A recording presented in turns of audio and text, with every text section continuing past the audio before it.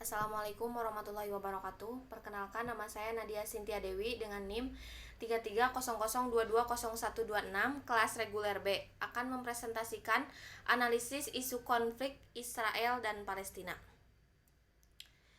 Nama Israel pertama kali muncul menjelang akhir abad ke-13 sebelum Masehi dalam prasasti Marnebta di Mesir, yang tampaknya merujuk pada suatu bangsa, bukan suatu tempat, yang mendiami wilayah yang saat ini disebut Kanaan.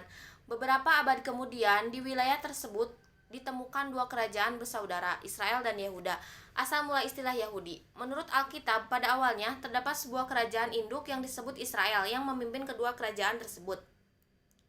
Pada sekitar tahun 722 sebelum Masehi, kerajaan Israel ditaklukkan oleh Kekaisaran Neo-Asiria yang berpusat di daerah yang sekarang disebut Irak. Dalam istilah geografis kuno, Israel sudah tidak ada lagi.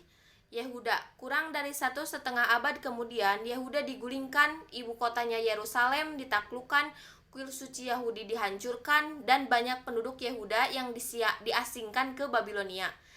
Setelah masa pembuangan berakhir, kurang dari 50 tahun kemudian, wilayah bekas kerajaan Yehuda menjadi pusat agama Yahudi selama hampir 7 abad, meskipun kuil suci yang dibangun kembali dihancurkan lagi pada tahun 70 Masehi oleh bangsa Romawi. Palestina pada tahun 135 Masehi, setelah pemberontakan Yahudi yang gagal, Kaisar Romawi Hadrianus mengusir orang-orang Yahudi dari Yerusalem dan menetapkan bahwa kota itu dan wilayah sekitarnya menjadi bagian dari entitas yang lebih besar yang disebut Suriah Palestina. Palestina diambil dari nama wilayah pesisir Filistin kuno, musuh-musuh bangsa Israel, nenek moyang orang Yahudi. Setelah penaklukan Islam atas Timur Tengah pada abad ke-7, orang-orang Arab mulai bermukim di wilayah yang dulunya bernama Palestina. Terlepas dari sekitar 90 tahun dominasi tentara salib, tanah itu berada di bawah kendali Muslim selama kurang dari 1.200 tahun. Meskipun pemukiman Yahudi juga tetap ada, populasinya sebagian besar adalah orang Arab. Zionisme dan kendali Inggris pada paruh kedua abad ke-19, kerinduan yang telah lama dirasakan oleh orang-orang Yahudi di diaspora untuk kembali ke wilayah nenek moyang mereka memuncak melalui gerakan nasionalisme yang disebut Zionisme. Tujuan Zionisme didorong oleh meningkatnya kebencian terhadap orang Yahudi di Eropa dan Rusia. Orang-orang Yahudi yang berimigrasi bertemu dengan penduduk yang sebagian besar adalah orang Arab yang juga menganggapnya sebagai tanah leluhur mereka. Pada masa itu, tanah tersebut terdiri dari 3 wilayah administratif milik Kekaisaran Ottoman, tidak ada yang disebut Palestina. Pada tahun 1917, tanah tersebut berada di bawah kekuasaan Inggris. Pada tahun 1923, dibentuk Mandat Palestina yang juga mencakup negara Yordania saat ini. Penduduk Arab di sana menganggap diri mereka sendiri bukan sebagai orang Palestina dalam arti sebuah negara, melainkan sebagian orang Arab yang tinggal di Palestina, atau lebih tepatnya Suriah Raya. Negara Israel, para pemimpin Zionis di wilayah Mandat Palestina berusaha keras untuk meningkatkan jumlah orang Yahudi untuk memperkuat klaim kenegaraan. Tetapi pada tahun 1939, Inggris secara ketat membatasi imigrasi Yahudi. Namun pada akhirnya proyek Zionis berhasil karena ketakutan global dalam terhadap peristiwa Holocaust.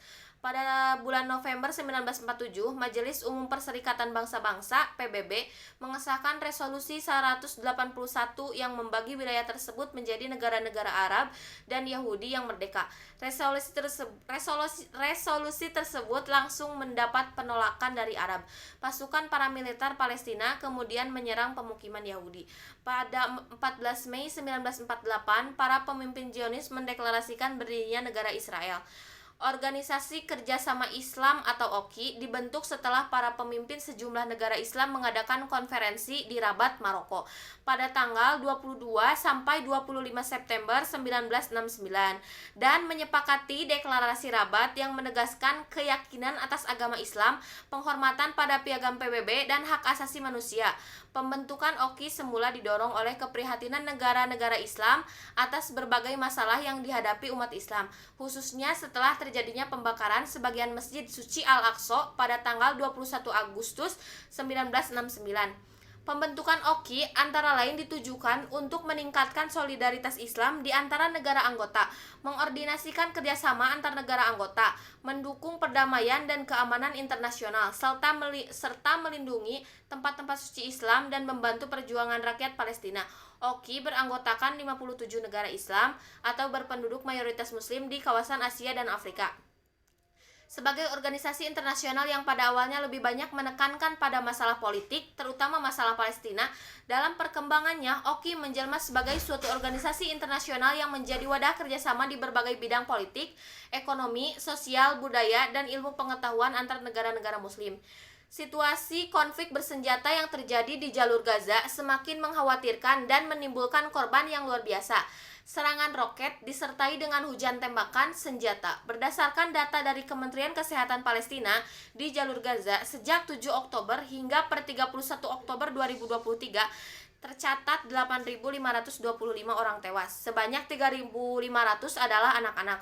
Selain menyerang objek sipil seperti rumah sakit, pemukiman warga, fasilitas pendidikan, hingga memutus saluran komunikasi atau perang yang baru-baru saja terjadi pecah setelah serangan roket Hamas di Tel Aviv.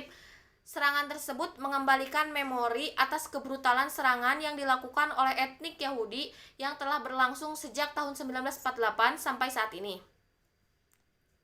Eksistensi dari etnik Yahudi yang mendapatkan wilayah untuk keamanan dari pembantaian etnik yang dilakukan oleh Nazi Jerman selama Perang Dunia Kedua dengan menempati wilayah Palestina melalui deklarasi Balfour 1917, di mana Inggris yang menjajah Palestina memberikan akses tempat perlindungan bagi warga Yahudi yang alami persekusi, ternyata dibalas dengan kepedihan luar biasa. Bagaimana perang besar yang terjadi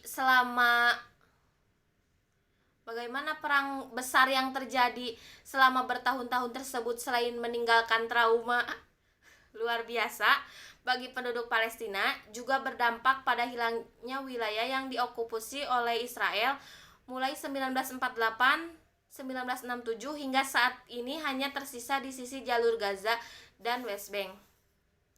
Pakar hukum UM Surabaya Satria Unggul Wicaksana menyebut peristiwa pembunuhan secara meluas dan sistematis, penganiayaan hingga okupasi yang dilakukan sangat bertentangan dengan prinsip-prinsip universal HAM serta pelanggaran serius terhadap hukum internasional sesuai dengan pasal 2 dalam kurung 7 dan pasal 33 Piagam Perserikatan Bangsa-Bangsa atau PBB, The Charter of UN.